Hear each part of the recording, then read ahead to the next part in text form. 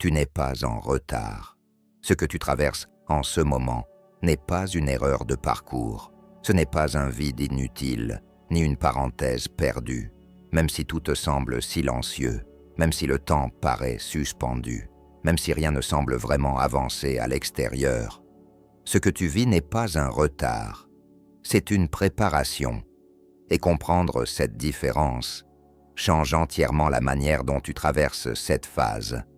La plupart des gens ont appris à croire que lorsque rien ne se passe, quelque chose ne va pas, que le calme est un signe d'échec, que l'absence de résultats visibles signifie qu'ils ont mal fait quelque chose.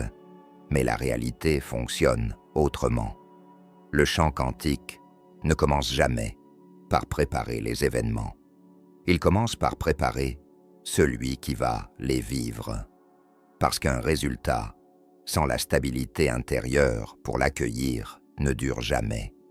Et la préparation ne ressemble presque jamais à du progrès. Elle ressemble à un ralentissement, à une perte d'élan, à une sensation étrange de retrait intérieur. L'urgence qui te poussait autrefois semble s'être adoucie. Les objectifs qui te donnèrent de l'énergie ne t'appellent plus avec la même intensité. Ce qui te semblait vital hier paraît, aujourd'hui, secondaire. Et cela peut être déstabilisant. Tu peux te demander où est passée ta motivation.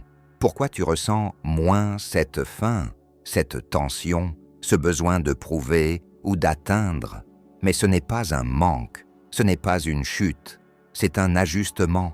Quand tu as demandé un changement profond, tu n'as pas déclenché une suite d'actions extérieures, tu as déclenché une réorganisation invisible au niveau des probabilités.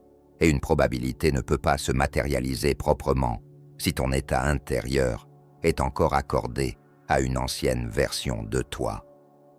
Le chant ne répond pas à l'intensité du désir, il répond à la cohérence. Et la cohérence demande d'abord un réalignement intérieur. C'est pour cela que cette phase donne l'impression que rien ne se passe, alors qu'en réalité, tout est en train de bouger sous la surface. Ta perception change avant que ta réalité ne change. Ton rapport au bruit, à la pression, à l'effort inutile se transforme. Tu tolères moins ce qui te vidait autrefois. Tu refuses instinctivement ce qui n'est plus aligné. Les anciennes récompenses ne te satisfont plus, non pas parce que tu as échoué à les obtenir, mais parce que ton système intérieur ne les reconnaît plus comme significatives. Avant une transformation majeure de l'identité, le cerveau entre naturellement dans une zone d'incertitude. Les circuits de récompense ralentissent, les anciens automatismes perdent leur pouvoir. Les schémas familiers se desserrent. Ce n'est pas un effondrement, c'est une ouverture. Le système nerveux relâche ses anciennes prédictions pour pouvoir en créer de nouvelles. Mais l'esprit, habitué à mesurer le progrès par l'action, interprète cette neutralité comme une stagnation, alors que c'est l'état le plus fertile qui soit. Spirituellement, c'est l'espace entre deux identités. Tu ne te reconnais plus vraiment dans ce que tu étais, et tu ne te sens pas encore complètement ancré dans ce que tu deviens. Cet entre-deux est inconfortable parce qu'il ne propose aucun point de référence. Il n'y a rien à conquérir, rien à réparer, rien à fuir, et pour un système conditionné à associer mouvement et sécurité, ce calme peut sembler menaçant. C'est ici que beaucoup interrompent le processus. Ils confondent le silence avec l'échec. Ils tentent de recréer de l'élan artificiellement. Ils ajoutent des objectifs, de la pression, des distractions, sans réaliser qu'ils reviennent exactement à la fréquence qu'ils étaient en train de quitter. Le champ perçoit cette interférence très clairement. Il ne bloque pas, il ajuste. Ce que tu as demandé n'est pas en retard. Cela attend simplement que tu deviennes compatible avec. Et la compatibilité ne se construit pas par l'effort. Elle se construit par le relâchement, par l'abandon des réflexes intérieurs qui déstabiliseraient la réalité que tu appelles si elle arrivait trop tôt. C'est pour cela que la préparation ressemble souvent à une perte, moins de bruit, moins d'urgence, moins d'intensité émotionnelle. Mais tu n'es pas vidé parce qu'il te manque quelque chose. Tu es dégagé parce que quelque chose de nouveau a besoin d'espace. Le chant ne superpose pas une nouvelle réalité sur une identité instable. Il attend la cohérence. À ce stade, la confiance devient essentielle. Pas une foi naïve, mais une confiance structurelle, parce que l'esprit n'a plus d'anciens repères pour se rassurer. Le contrôle se relâche, l'intuition s'affine. Tu deviens moins réactive, moins obsédé par les résultats, plus attentif au timing. Ce n'est pas du détachement, c'est l'alignement qui commence à se stabiliser. Si tu te sens déconnecté de ton ancienne vie, mais pas inquiet pour la suite, tu n'es pas perdu. Tu es repositionné. La version de toi qui a demandé ce changement ne peut pas le recevoir dans la même posture intérieure. Quelque chose devait changer d'abord. Et ce changement est déjà en cours. Cette phase ne te demande pas de faire plus. Elle te demande d'arrêter d'interrompre ce qui est déjà en train de se faire, d'arrêter d'exiger des preuves avant que l'ajustement interne soit terminé. La préparation semble invisible uniquement parce qu'elle se produit au niveau qui crée tout le reste. Ce que tu as demandé existe déjà comme possibilité, et cette possibilité devient réalité lorsque l'observateur est assez stable pour la reconnaître comme normale, pas spectaculaire, pas écrasante, normale. Si tu te sens calme mais attentif, détaché mais solide, moins poussé mais plus conscient, ce n'est pas l'univers qui t'ignore, c'est l'univers qui t'accorde. Et quand la préparation sera complète, ce qui arrivera ne semblera pas dramatique.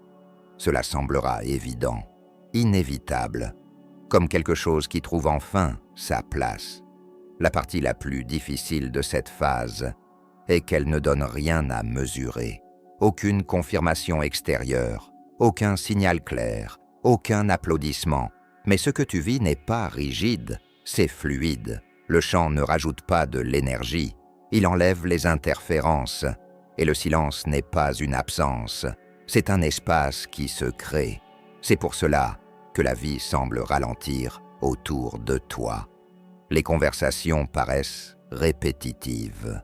Les anciens objectifs deviennent étrangement lointains. Les situations qui déclenchaient autrefois des réactions fortes ne t'atteignent plus de la même manière. Ce n'est pas que tu es devenu indifférent, c'est que tu n'es plus en mode survie. La clarté arrive toujours après la soustraction. Tu ne peux pas entrer dans une nouvelle fréquence en diffusant encore les signaux de l'ancienne. Cette neutralité peut être dérangeante si tu as vécu longtemps dans l'intensité émotionnelle. Mais c'est ici que la réorganisation se fait. Spirituellement, cet espace a toujours été décrit comme un désert, un vide, une traversée. Pas parce qu'il est stérile, mais parce qu'il enlève les fausses directions. La confiance, ici, n'est pas espérer que tout ira bien. C'est permettre au processus d'exister sans exiger des garanties à chaque instant. L'univers ne teste pas par le chaos, il teste par le calme. Il enlève les distractions et observe si tu ressens le besoin de remplir le vide. La préparation ne demande pas de l'inaction, elle demande de la retenue, la maturité de ne pas remplir le silence par habitude. À ce stade, ton rapport au temps change. Tu es moins pressé, moins réactif, plus juste. Ton intuition devient simple, pratique. Tu sais quand agir et quand ne pas agir. La préparation ne procure pas l'euphorie de la motivation.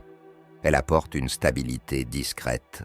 Les changements les plus profonds n'annoncent jamais leur arrivée. Ils s'intègrent.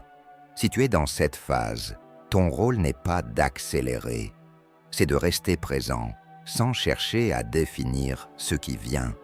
Ce que tu as demandé ne s'est pas arrêté parce que c'était trop grand. Il s'est ajusté parce que la version de toi qui l'a appelé ne pouvait pas encore le contenir. Tu n'es pas seulement préparé pour ce que tu veux, tu es préparé pour devenir celui qui peut y vivre sans se perdre. Tu ne reçois pas ce que tu désires, tu reçois ce que tu peux porter, et porter quelque chose de nouveau demande de relâcher l'ancienne structure. C'est pour cela que tu perds l'urgence, que tu perds l'ancien feu, et que l'esprit peut paniquer. Mais ce n'est pas une régression, c'est une transition. L'effort était un pont, pas une destination. Quand l'identité se stabilise, tout s'aligne sans forcer. Les opportunités ne semblent pas miraculeuses, elles semblent naturelles. Si tu te sens moins désespéré, moins dans le contrôle, moins accroché au camp, tu n'as pas cessé de vouloir. Tu es devenu compatible. Ce que tu as demandé n'attend pas le bon moment dans le temps. Il attend la bonne posture intérieure. Et quand cette posture se stabilise, la réalité te reconnaît immédiatement. La confiance, à ce niveau, c'est ce qui reste quand le besoin d'interférer disparaît. La manifestation ne se produit pas quand le désir est à son maximum, mais quand l'observateur cesse d'osciller, quand tu n'as plus besoin de vérifier, de contrôler, de forcer. Alors l'ancien toi n'a plus rien à faire, et sans résistance, le chant complète ce qu'il a commencé au moment même où tu as demandé. Si tu te sens calme sans réponse, stable sans garantie, moins préoccupé par le timing, tu n'abandonnes pas, tu t'alignes.